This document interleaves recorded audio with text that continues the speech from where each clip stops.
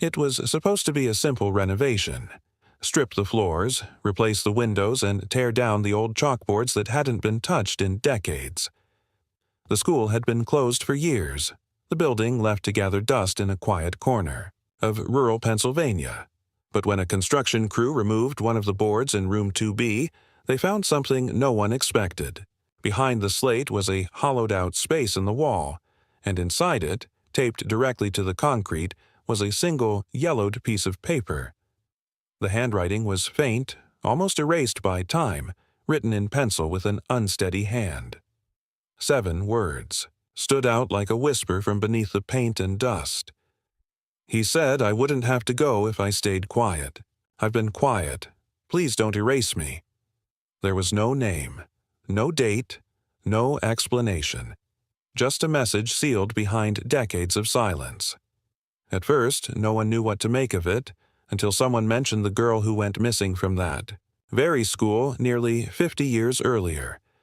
A girl no one had seen since 1974. Her name was Margaret Ellen Porter. She was 12 years old when she vanished on a Thursday afternoon in November 1974. She had stayed late at school that day for math, tutoring, something she had done a few times before. According to the official report, she was last seen leaving her classroom around 4:10 p.m. No one saw her after that. Her backpack was found 2 days later behind the gymnasium, propped neatly against the brick wall. There were no signs of a struggle, no witnesses, and no clues. The police called it a probable runaway case. Her parents were described as distant and overwhelmed. Some suspected trouble at home. Others whispered that she had always been a little too quiet, too strange. But the truth was simpler. Margaret had vanished, and no one really looked. Her case was filed, then buried beneath others.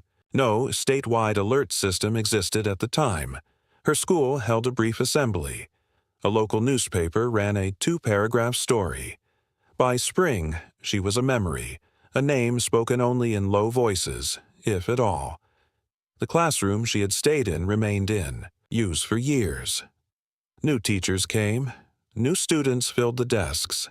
The chalkboard stayed on the same wall, covering the same section of concrete. No one suspected what might have been sealed behind it. And by the time the building was scheduled for renovation decades later, most had forgotten Margaret had ever existed at all. The note had been taped directly to the concrete wall behind. The chalkboard, aged and brittle, the tape yellowed and cracking. The pencil handwriting was faint but still legible. It read, "He said I wouldn't have to go if I stayed quiet. I've been quiet. Please don't erase me." Investigators sent it to forensic analysts, who compared the handwriting to known samples from Margaret Ellen Porter's school assignments. The results were inconclusive. Some elements matched: letter shape, spacing, the slight curve at the end of her E, but other features seemed distorted, as if the writing had been done under stress or by someone mimicking her style. The unsettling part was how deliberately the message had been concealed. Whoever wrote it had used only pencil, pressed lightly, as if afraid of being heard even through the paper. The phrase, "Don't erase me," lingered in the minds of everyone who read it. Was it literal? A cry from someone who knew they were being erased from memory, or a reference to something more chilling, like being erased physically, removed, entirely? What made it stranger was the smudge across the bottom corner. The paper had clearly been touched, maybe by someone trying to tear it down or wipe it away. But it had remained, protected only by the fact that the chalkboard had never been fully removed. According to school renovation records, that specific wall panel had been sealed over during minor repairs in 1980, years after Margaret disappeared. No one knew if it was accidental or intentional, but what was clear now was that someone had written a message. Someone had tried to hide it, and no one had ever come looking behind the wall. The personnel records from 1974 were thin and poorly preserved, but one entry stood out. A middle school teacher named William Howell had submitted a letter of resignation just 2 weeks after Margaret Ellen Porter disappeared. There was no disciplinary, Notation: no explanation for his sudden departure, only a typed letter dated November 25th and a note from the principal accepting it, effective immediately. Howell had been in his early 30s at the time, relatively new to the district, and according to archived yearbooks he had taught social studies in the very wing where Margaret's classroom was located. No other staff members left that year. No other teachers had unusual absences or abrupt changes in schedule. Howell simply vanished from the school's timeline, never mentioned again.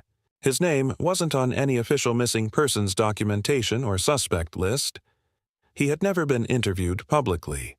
Yet, when local archivists began calling retired staff, his name resurfaced more than once, usually spoken with uncertainty, like a shadow no one wanted to define. One former secretary recalled that he often stayed late in his classroom and frequently offered to help supervise detention or after-school tutoring. Another teacher mentioned that Howell had once kept Margaret behind for extra study help, but didn't remember what happened afterward. No one could pinpoint anything overtly inappropriate or alarming, only a pattern of presence in moments that now felt suspicious in hindsight. Records showed that after leaving the school, Howell relocated to upstate New York, where he lived under the radar until his death in 1991. He never married, had no children, and worked sporadically as a substitute teacher until health issues forced him into early retirement. Nothing in his obituary mentioned his time at the Pennsylvania school, when investigators tracked down the home where he had spent his final years. The new owners had no knowledge of the man who once lived there. There were no files, no journals, no letters. Just one detail survived: a note inside his archived teaching file, written in blue ink on a scrap of paper, possibly his own, handwriting. It read only, "Some walls shouldn't be opened." It was dismissed at the time as metaphorical. Now it meant something else entirely. The basement of the old school had long been ignored. By the early 2000s, it was used only for storage, stacks of broken chairs, unused textbooks, and rusting filing cabinets. When demolition plans were finalized, the contractors were told to do a final sweep of all lower-level spaces. That's when someone noticed the locked door near the boiler room, partially obscured by stacked furniture. The key no longer worked, but the hinges gave way easily under pressure. Inside was a narrow utility room, dimly lit by a single flickering bulb. Most of the space was empty, covered in dust and cobwebs, but along the far wall stood a tall metal cabinet, bolted shut. The cabinet took effort to pry open. When it finally gave way, it revealed only one item inside: a small, deteriorated shoe. The size and shape matched a child's. More specifically, it matched the description of the shoes Margaret Porter had been wearing the day she disappeared: white leather with a broken front strap. That exact detail had been included in the original missing persons report. The shoe had been marked faintly with a black ink M drawn on the inside of the tongue. The cabinet held no other contents. No records, no debris, nothing to suggest it had been used for anything but that single object. Investigators were called in immediately. The room was scanned for traces of DNA or biological material, but time had erased most of what it once held. Still, the shoe itself was preserved and sent for analysis. Experts confirmed it was likely from the early 1970s and consistent with Margaret's age and reported size. But how it ended up in a bolted cabinet in a forgotten basement room, no one could say. School officials could not find any record of that room being in regular use. It had not been part of official floor plans since a renovation in 1985. Some believed it was once used for janitorial storage. Others claimed it had always just been there, sealed and ignored. There was no evidence of crime, but the presence of that shoe, alone, hidden, and matching the one item Margaret had never been found with, shifted the narrative. It wasn't proof, but it was weight. A reminder that the school had kept more than memories buried in its walls. The note was removed from the wall with care, sealed in protective glass, and examined by every expert the department could find. Handwriting analysts, psychologists, even archivists studied it. Some said it was a cry for help, written by a child in fear. Others believed it could have been staged, planted years later to appear as a clue, but no one could explain how it ended up behind a sealed wall in the exact classroom where Margaret Porter had last been seen. The message remained as haunting as it had been the day it was discovered. He said I wouldn't have to go if I stayed quiet. I've been quiet. Please don't erase me. It was that final sentence that refused to settle. It didn't read like panic.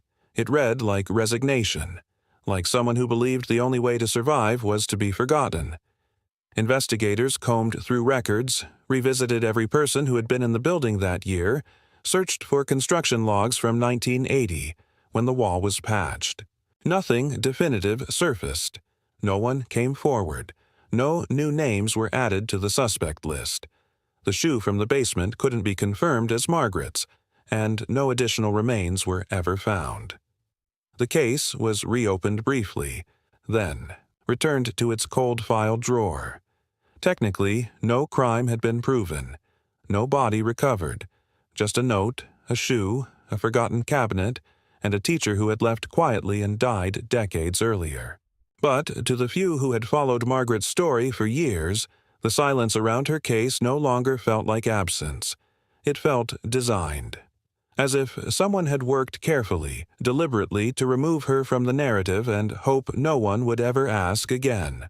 But the wall gave her voice back, even if only in fragments. The chalkboard had covered it for decades, hiding 7 sentences that may be the only trace of her left. Whether she wrote them or someone else did remains unconfirmed. But whoever put them there chose words that now refuse to disappear. She asked not to be erased. And for the first time in nearly 50 years, someone listened.